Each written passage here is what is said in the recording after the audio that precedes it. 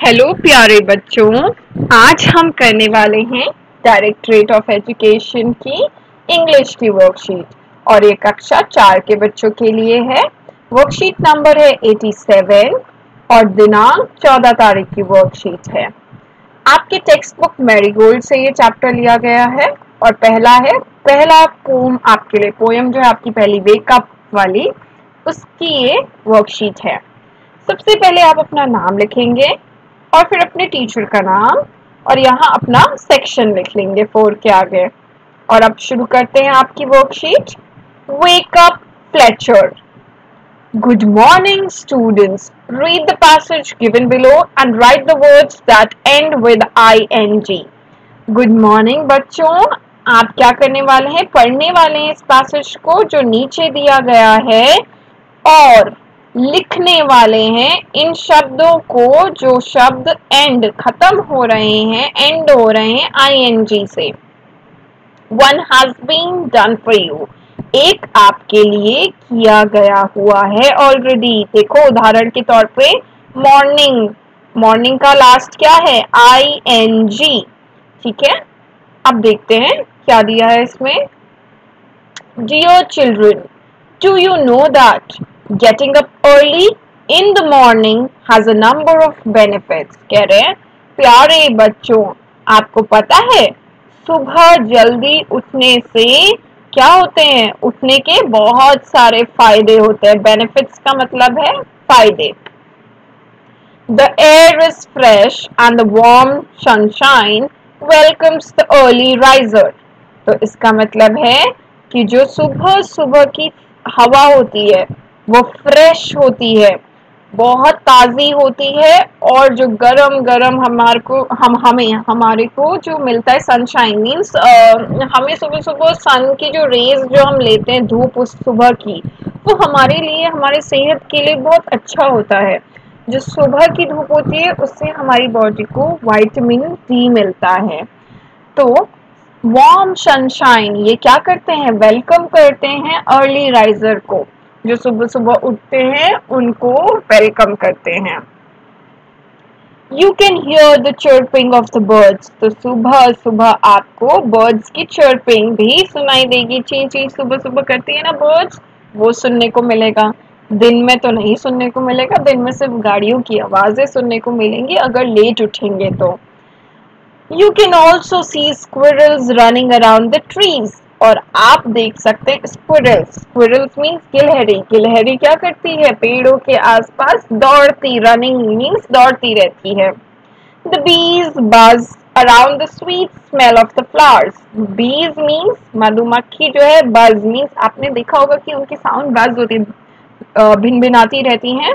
Around the sweet smell of the flowers मतलब जो खुशबूदार फूल होते हैं उनके आस पास मंडराती रहती है। तो साउंड ऑफ बीज क्या होती है? बल्स। Cool wind blows and makes the early riser happy and gay.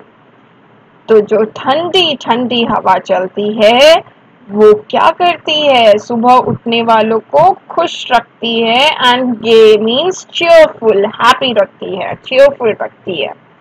तो बच्चों आइए अब देखते हैं आपका क्वेश्चन। पढ़ते जाएंगे और हम अंडरलाइन करते जाएंगे जो ing से एंड हो रहे हैं। Do you know that getting up early. तो देखो गेटिंग में ing आ रहा है लास्ट में। Getting up early in the morning, morning पहले से किया हुआ है। गेटिंग आप यहाँ लिख लेंगे बी में, G E T T I N G, getting. Getting up early in the morning has a number of benefits. The air is fresh and the warm sunshine welcomes the early riser.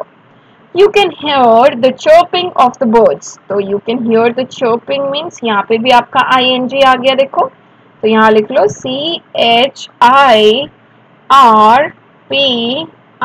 CHIRPING, chirping of the birds. You can also see squirrels running around the trees. देखो running में फिर ing है तो यहाँ लिख लो running, RUNNING। running around the trees. The bees buzz around the sweet smell of the flowers. Cool wind blows and makes the early riser happy and gay. अब next देखते हैं. पहला क्वेश्चन पूरा हो गया. सेकंड क्वेश्चन देख लेते हैं. Let's read and right. Wash and dress and come out. Everyone is up and about. The cow, the horses, the ducks, and the sheep. The tiniest chicken, cheep, cheep, cheep, wake up. तो आपने इसे पढ़ना है और अपनी notebook में लिखना है. एक बार और पढ़ लेती हूँ आपके लिए. Wash and dress and come out. Everyone is up and about. The cow, the horses, the ducks, and the sheep. The tiniest chicken, cheep, cheep, cheep, wake up. ठीक है बच्चों. अब अगला क्वेश्चन देखते हैं. Write the names of two animals that you can see around your home. दो animals के नाम लिखने हैं जो आप अपने घर के आसपास देखते हैं. तो आपको जो दिखता है आप वो लिखिए. मैं लिख रही हूँ डॉग एंड कैट, क्योंकि घर के आसपास जनरली डॉग और कैट देखने को मिलते हैं. Next, write the names of two birds that you can see in the park near your home. अब आपने दो बर्ड्स का नाम लिखना है जो आपके पार्क में आसपास, जो घर के आसपास का पार्क है वहां देखने को मिलती हैं. तो जनरली बच्चों आपको देखने को मिल जाएगा पैरट. तो लिखते हैं पैरट. PAR. ओहो, ये ए थोड़ा सा गड़बड़ हो गया है.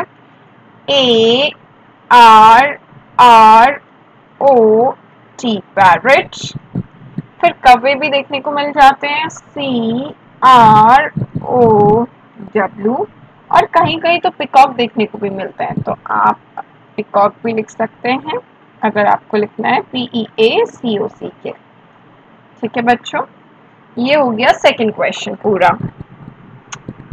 फोर्थ भी हो गया. अब फिफ्थ करते हैं. Do you know the sounds made by these animals and birds. क्या आपको पता है कि जो ये एनिमल्स और बर्ड्स यहाँ दिए हुए हैं, लायन और क्रो, ये कैसी साउंड निकालते हैं? अगर पता है, if yes write it here. तो आपने लिखना है उसे. पहला, the sound made by a lion. Lion कैसा साउंड करता है? roar. ROAR, roar. The sound made by a crow. crow कैसी साउंड करती है? CAW, Kong. कॉन्ग काउ करती है ना. तो ये हो गया CAW. नाउ अगर यहाँ पे आपने जो ऊपर लिखे थे बर्ड्स और एनिमल्स, उनके भी साउंड लिख सकते हैं, ऐड कर सकते हैं नीचे.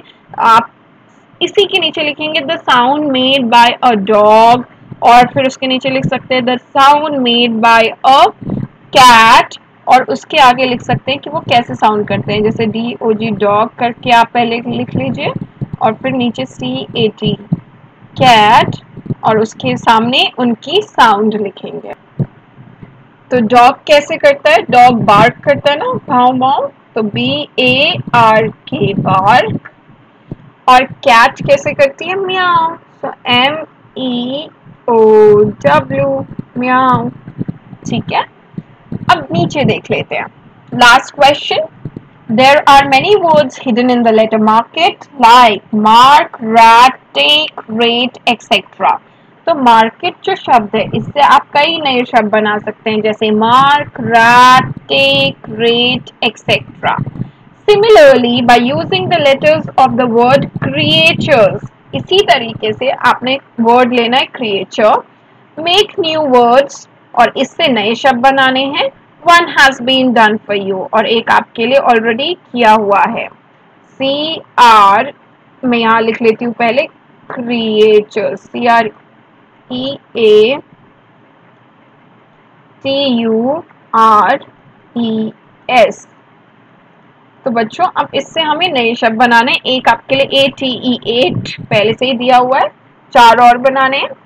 तो RAT रैट, CAT कैट भी बन सकता है, पर आप बड़े बच्चे हैं, आप 4th में हैं, तो आप ऐसे शब्द ना बनाएं.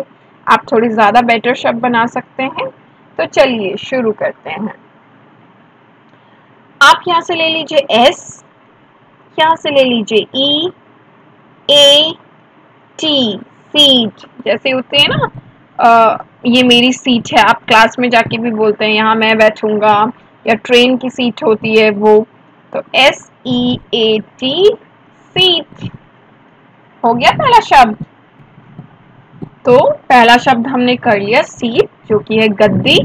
अब हम दूसरा शब्द कर लेते हैं। दूसरा शब्द देखो कितना आसान है, TREES,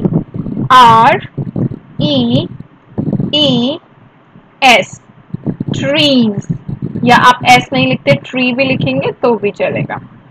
तो TREE, ट्री, ट्री क्या है, पेड़। अब अगला शब्द देख लेते हैं आपके लिए। अगला शब्द बनाते हैं हम, ले लेते हैं सी। हाँ, ये अच्छा शब्द है, यहाँ से सी ले लो आप, यहाँ से ए ले लो, यहाँ से आर, और यहाँ से ई, केयर। सी, आप मम्मी पापा की केयर करते हैं ना, देखभाल, और मम्मी पापा भी आपकी देखभाल करते हैं, care. I care for you, मैं अपने मम्मी पापा के लिए, I care for my parents, mummy papa की केयर करता हूँ, ठीक है ना। तो हो गया केयर। अब एक और आखिरी शब्द है, और वो आप यहाँ से लिख सकते हैं, ये तो और भी इजी है और ये आप सबको पसंद है करना। REST, rest. रेस्ट करना सबको पसंद है ना, सोना, रेस्ट करते हैं जब थक के आते हैं कहीं से।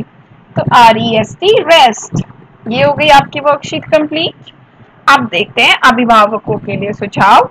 बच्चों को परिवार के सभी बड़े और छोटे सदस्यों को सुबह सुबह प्रणाम करने के लिए प्रोत्साहित करें। तो बच्चों, जब आप सुबह उठते हैं तो आपको अपने मम्मी पापा को प्रणाम करना चाहिए।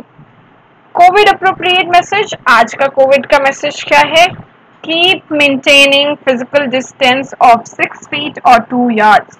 जब भी बाहर जाते हैं, भीड़ भड़ाके वाले एरिया में, इलाके में जाते हैं, या नॉर्मल आप बाहर भी निकलते हैं, तो आप दूसरे इंसान से 6 फीट की दूरी और 2 गज की, 2 यार्ड की दूरी बनाकर रखेंगे, ठीक है बच्चों, क्योंकि अपनी सेफ्टी अपने हाथों में। तो बच्चों, यहाँ पे वर्कशीट कंप्लीट हो गई। अगर आपको पसंद आ रही है वीडियोस तो चैनल को सब्सक्राइब कर लीजिए ताकि आपकी अगली वर्कशीट मिस ना हो। तो मिलते हैं कल बच्चों आपकी नई वर्कशीट के साथ। बाय बाय बच्चों।